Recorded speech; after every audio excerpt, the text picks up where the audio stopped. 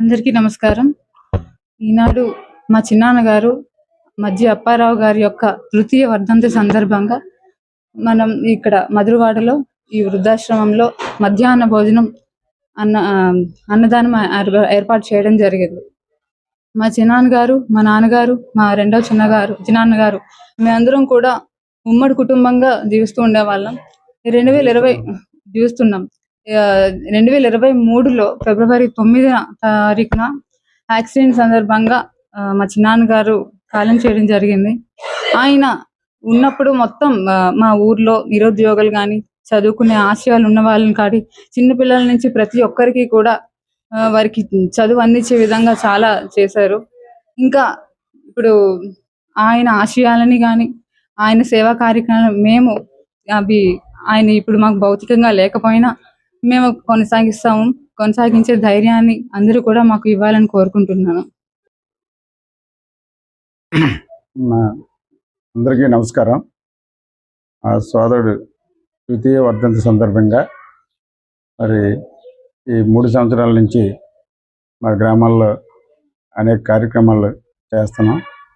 అదేవిధంగా ఈ సంవత్సరం కూడా మా గ్రామంలో కొన్ని కార్యక్రమాలు చేస్తూ మరి ఈ మధురవాడ వృద్ధుల ఆశ్రమంకి వచ్చి కొంచెం సేవ చేయాలనే ఉద్దేశం మీద వచ్చి ఇక్కడ సేవ చేసాం. మరి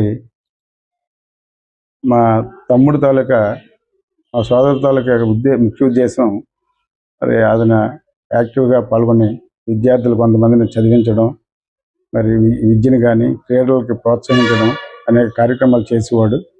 మరి అదేవిధంగా ఆయన ఆత్మ శాంతించాలనే ఉద్దేశం మీద ఆయన స్వర్గస్థులైనా సరే మరి ఆ కార్యక్రమాలని మేము కొన్ని కొనసాగిస్తూ క్రీడలకు ప్రోత్సహించడం, చదువుకున్న వాళ్ళకి పుస్తకాలు ఇప్పించడం, ఫీజులు కట్టడం అన్ని కార్యక్రమాలు కొన్ని చేస్తున్నాం. మరి అదే ఉద్దేశంతో ఒక గ్రంథాలయాన్ని కూడా మా గ్రామంలో ఏర్పాటు చేసాం. మా సోదరుడికి ఆత్మ శాంతి కలగాలని, అతని కార్యక్రమాలు ఎలాగే కొనసాగాలని మంచి ఉద్దేశంతో ఇవన్నీ ఏర్పాట్లు చేశాం. మరి ఆయన ఆత్మ ఈ శాంతి కలగాలని ప్రార్థిస్తూ మరి మా మిత్రులు రవి గారు, తర్వాత అలాగే మా గురువు గారు జేవిఎస్ గారు, వీళ్ళందరూ ప్రోత్సాహంతో ఈ వృద్ధుల ఆశ్రమంకి వచ్చి ఈ కార్యక్రమం చేయడం జరిగింది. అందరికీ నమస్కారాలు తెలియపరుస్తూ ముగిస్తుంది.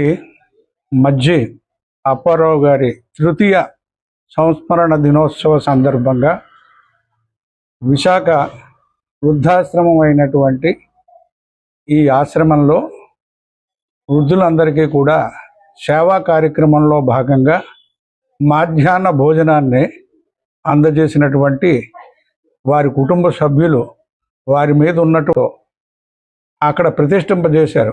ఆ కార్యక్రమం కూడా నా ద్వారా జరగడం నాకు చాలా కష్టతరమైనప్పటికీ కూడా ఒక విధంగా ఆనందం పొందాలనేటువంటిది నేను నిజంగా చెప్తున్నాను. ఎందుకంటే అటువంటి సేవా దృక్పథం కలిగినటువంటి వ్యక్తి ఎటువంటి జాతి మత కుల భేదాలకు అతీతంగా ఆయన సేవలు కొనర్చారు. ఆయన 3వ వర్ధంతి సందర్భంగా ఈరోజు అనేక సేవా కార్యక్రమాల్లో భాగంగా ఈ కార్యక్రమం విశాఖపట్నంలో 50 మంది కుటుంబ సభ్యులతో వచ్చి ఈ ఆశ్రమంలో అన్నదానాన్ని చేయడం అనేటువంటిది అన్నం పరబ్రహ్మ స్వరూపం.